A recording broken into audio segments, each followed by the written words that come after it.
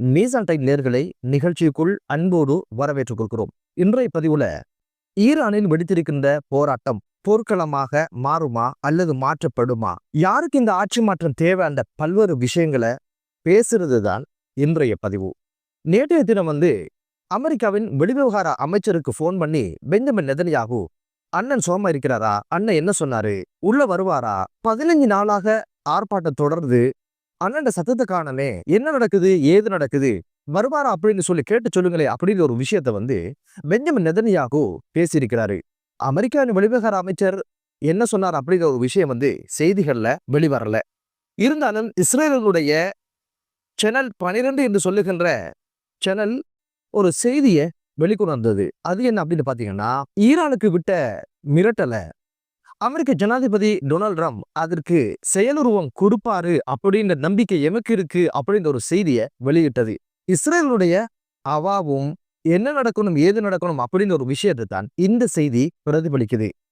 ஈரான்ல ஒரு ஆட்சி மாற்றம் வேண்டும் அப்படின்றது யாருக்கு? ஈரானுடைய மக்களுடைய தேவையா, அங்க இருக்கின்ற எதிர்கட்சியினுடைய தேவையா, இல்ல சூழ இருக்கின்ற அரபு நாடுகளுடைய தேவையா, இல்ல அலையா விருந்தாளியாக உள்ள ஆதிக்கம் செலுத்துகின்ற இஸ்ரேலுடைய தேவையா, இல்ல தூர இருந்து தம்பிக்கு துணை போற அமெரிக்காவுடைய தேவையா அப்படின்னு கேட்டீங்கன்னா, இதுல முழுக்க முழுக்க இஸ்ரேலுடைய தேவைக்காகத்தான் ஒரு ஆட்சி மாற்றம் வேண்டும் அப்படின்னு ஒரு விஷயத்த இஸ்ரேல் நினைக்குது. இதுக்கான காரணம் என்ன அப்படின்னு பாத்தீங்கன்னா, இஸ்ரேல்ல ஹமாஸ் ஒரு தலையடியை கொடுக்குறாங்க, இவங்களோட சோழிய முடிக்கணுமாக இருந்தா இவங்களுக்கு உதவி பண்றது யார் அப்படின்னு ஒரு விஷயத்த தேடி பார்த்தாங்க. அதுக்கு பின்புலமாக இருக்கிறது ஈரான் அப்படின்னு ஒரு விஷயத்த கண்டுபிடிச்சாங்க. இவங்களோட சோழியை முடிக்கிறதுக்கான ஒரு முனைப்போட 12 நாள் யுத்தம் பண்ண தொடங்கினாங்க. பதிலுக்கு ஈரான் அடிச்ச அடியில மிரண்டு போய் உதவிக்கு வந்த அண்ணனும் இதுக்கு மேல கொண்டு போன சிக்கலாகிரும் அப்படின்னு சொல்லி அவரும் ஓடிட்டாரு.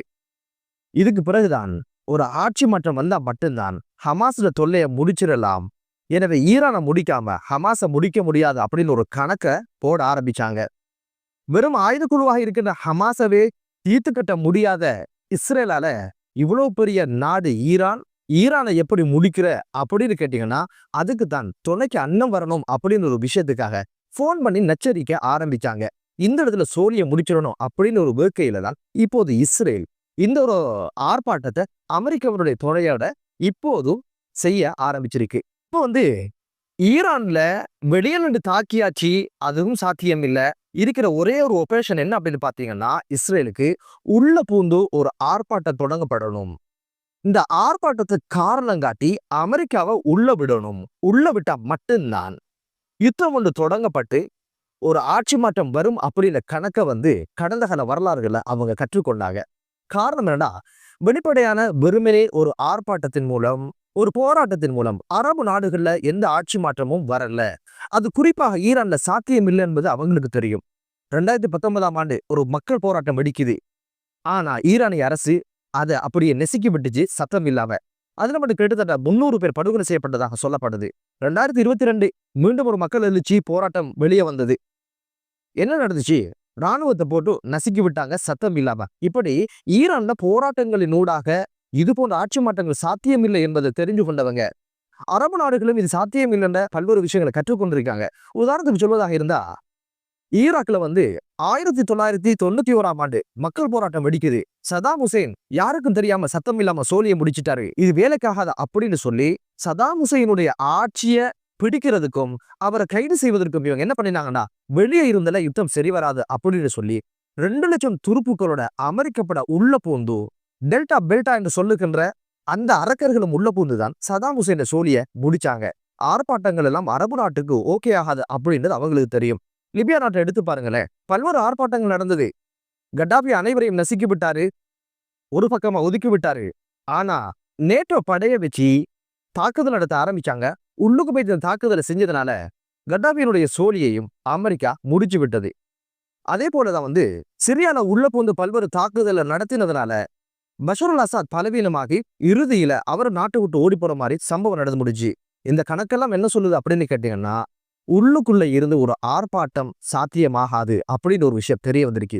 அமெரிக்காவோட உளவுத்துறை என்ன செய்தி சொல்லிச்சு அப்படின்னு கேட்டீங்கன்னா, இப்போதைக்கு ஆட்சி மாற்றத்தை உண்டு பண்ற அளவுக்கு ஈரான்ல ஆர்ப்பாட்டங்கள் வலு உள்ளதாக இல்ல அரசு வலுவுள்ளதாக இருக்குது அப்படின்னு ஒரு விஷயத்த சொன்னதோட தான் இப்போது யோசிக்கிறாங்க என்ன பண்ணலாம். நம்ம இந்த ஆர்ப்பாட்டம் ஆரம்பிக்கும் போது புளோரிடா மாநிலத்துல சந்திச்சு கொண்டு என்ன சொன்னாங்க அப்படின்னு கேட்டீங்கன்னா, நினைச்ச மாதிரி ஆர்ப்பாட்டம் உருவாகியாச்சு. ஆர்ப்பாட்டத்துல முடியாவிட்டா உள்ள போந்து அடிச்சிருவோம் அப்படின்ற ஒரு முடிவுக்கு தான் 2 பேரும் வந்ததாக சர்வதேச ஊடகங்கள் செய்தி வெளியிட்டது. அதனாலதான் எப்படியாவது ஆர்ப்பாட்டன்ற ஒரு விஷயத்த காரணமாக வச்சு அவங்க மேல நீங்க கை வச்சால், அவர்களை படுகொலை செஞ்சா பதிலுக்கு அவங்கள காப்பதற்கும் பாதுகாப்பதற்கும் நாங்க உள்ள வருவோம் அப்படின்னு ஒரு விஷயத்த அமெரிக்கா சொல்லி ஏதோ ஒரு வகையில தம்பிக்காக களமிறங்குகின்ற முனைப்போட டொனால்ட் ட்ரம்ப் இருக்கிறது தெரிய வந்திருக்கு. ஒருவேளை இப்படியான ஒரு யுத்தம் மூலம் பட்சத்துல இது ஈரானுக்கு வாழ்வா சாவா என்ற போராட்டம். இதுக்காக என்ன விலையும் கொடுப்பதற்கு ஈரான் தயங்காது என்று இப்போது அரசியல் விமர்சகர்கள் சொல்லுகின்ற விடயமும் பார்க்க கிடைத்தது. காரணம் என்னன்னா, 12 நாள் யுத்தத்துக்கே 500 ஏவுகணைகளை ஏவினவங்க. அதனால இதுல சிக்கலுக்கு உள்ளாக்கப்பட போறது இஸ்ரேல் அப்படின்னு ஒரு அச்சமும் இஸ்ரேலுக்கு இருக்கு அப்படின்னு ஒரு விஷயமும் சொல்லப்படுது. வாழ்வா சாவா அப்படின்னு வந்துட்டா அதுக்கு பின்னால ஈரான் எதை பற்றியும் சிந்திப்பதற்கு இல்லை அப்படின்ற ஒரு விஷயமும் இப்போது அரசியல் ஆய்வாளர்கள் சொல்றாங்க. இப்போது கள நிலவரம் எப்படி இருக்கு அப்படின்னு கேட்டீங்கன்னா, ஓரளவு ஆர்ப்பாட்டத்தினுடைய வீரியம் குறைந்ததாகவும் சொல்லப்படுது. அதே சமயம் 500 பேர் படுகொலை செய்யப்பட்டதாகவும் 10,600 பேர் கைது செய்யப்பட்டதாகவும் சொல்லப்படுது. இதுல 48 பாதுகாப்பு துறையினர் படுகொலை செய்யப்பட்டதாகவும் சொல்லப்படுது. இந்த அறிக்கையை சொன்னது யாரு அப்படின்னு கேட்டீங்கன்னா, அமெரிக்காவை தளமாக கொண்டு இயங்குகின்ற மனித உரிமை அமைப்பொன்றுதான் இந்த அறிக்கையை சொல்லியிருக்குது. ஆனா வேற இந்த அறிக்கைகளிலும் 500 பேர் படுகொலை செய்யப்பட்டதாகவோ 10,600 பேர் கைது செய்யப்பட்ட சம்பவங்கள் கிடையாது. ஓரளவு குறையத்தான் அந்த கணக்குகள் சொல்லப்படுது. என்னதான் இருந்தாலும் அமெரிக்கா தளமாக கொண்டு இயங்குகின்ற இந்த அமைப்பு இந்த இலக்கங்களை துல்லியமாக சொல்லிச்சா, இல்ல அமெரிக்காவோட கவனத்தை ஈர்க்கிறதுக்கு இத்தனை பேர் படுகொலை செய்யப்பட்டாச்சு, இன்னும் என்னடா வேடிக்கை பார்க்குறீங்க, உள்ள வாங்கலை சோழிய முடிங்களே அப்படின்னு ஒரு விஷயத்தை படம் போட்டு காட்டுறதுக்கு சொன்னாங்களா என்ற கேள்வியும் எழ ஆரம்பிச்சிருக்குது. தற்போது இந்த ஆர்ப்பாட்டங்கள் 31 மாகாணங்கள்ல 184 நகரங்கள்ல ஆர்ப்பாட்டங்கள் மேற்கொள்ளப்படுவதாகவும் 570 குழுக்கள் இதுக்கு பின்புலமாக இருந்து செயற்படுவதாகவும் சொல்லப்படுது. இப்போது ஈரானிய ராணுவம் என்ன பண்ணிருக்கு அப்படின்னு கேட்டீங்கன்னா, இந்த ஆர்ப்பாட்டங்களை நெறிப்படுத்தி தலைமைத்துவம் வகித்து இவைகளை வழிநடத்துகின்ற 200 தலைவர்களை கைது செய்து சிறையில போட்டிருக்கிறதான செய்தியும் வெளிவந்திருக்குது. இஸ்ரேல் இப்ப என்ன சொல்லுது அப்படின்னு கேட்டீங்கன்னா, எமது மொசாட் உளவாளிகள் ஈரானிய மக்களோட பாதையில் நிக்கிறாங்க அப்படின்ற ஒரு செய்தியையும் வெளியிட்டாங்க. அப்படின்னா என்ன அப்படின்னு பாத்தீங்கன்னா, அங்க இருக்கின்ற ஈரானிகளை தூண்டி விட்டு அங்க அடிங்க இங்க அடிங்க, அதை பத்த வைங்க இதை பத்த வைங்கன்னு சொல்லி தூண்டி விட்டுட்டு யாரெல்லாம் படுகொலை செய்யப்படுறாங்களோ அவங்களோட தகவலை இஸ்ரேலுக்கு சொல்லி அங்கிருந்து அமெரிக்காவுக்கு சொல்லுகிற கைகாரியங்கள்ல தான் இவங்க ஈடுபட்டு வராங்க அப்படின்ற ஒரு விமர்சனமும் முன்வைக்கப்படுது. தற்போது இஸ்ரேலில் இருக்கின்ற ஐரோப்பா நாடுகளுடைய தூதுவர ஆலயங்களை இப்போதைக்கு தற்காலிகமா மூடிவிட்டு இணைய வழியினூடாக இதனுடைய செயற்பாடுகளை முன்னெடுப்பதாக பல நாடுகள் இப்போது இஸ்ரேலை விட்டு வெளியேறிய சம்பவமும் குடும்பங்களோட சொந்த நாடுகளுக்கு அவங்க இடம்பெயர்ந்த சம்பவங்களும் பதிவாக இருக்குது. 12 நாள் யுத்தத்துல கூட இப்படியான முடிவுகளை எந்த நாடும் எடுக்கல.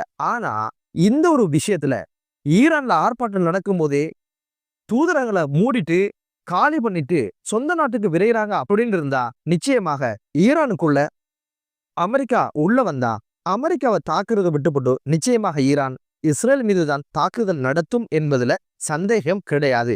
இதனாலதான் தமது தூதர ஆலயங்களை தற்காலிகமாக மூடிட்டு உடனடியாக பிரஜைகளை நாட்டுக்கு அழைச்சிருக்கு அப்படின்னு ஒரு விஷயமும் சொல்லப்படுது. இந்த ஆர்ப்பாட்டம் போராட்டமாகி இந்த போராட்டம் போர்க்களமாக மாறுமா, மாற்றப்படுமா? ஈரான் இந்த விஷயத்துல எப்படி நிதானமாக கையாளும் போராட்டக்காரர்கள் அப்படின்னு பல்வேறு விஷயங்கள் இப்போது மிகப்பெரிய ஒரு கேள்வியை எழுப்பியிருக்கு, எதிர்பார்ப்ப எழுப்பியிருக்கு. என்னதான் இருந்தாலும் ஈரான் அப்படின்ற ஒரு நாடு தனது நாட்டுக்குள்ள என்னதான் பிரச்சனைகள் இருந்தாலும் பல்வேறு நாடுகளுக்கு உதவி வழங்குகின்ற பின்னணியில இலங்கை போன்ற நாடுகளுக்கும் பல்வேறு உதவிகளை வழங்கி இருக்குது. அதே போல ஈரான் அண்டியுள்ள பகுதிகளில் பல்வேறு நாடுகளுக்கு பல்வேறு உதவிகளை வழங்கிய நாடு.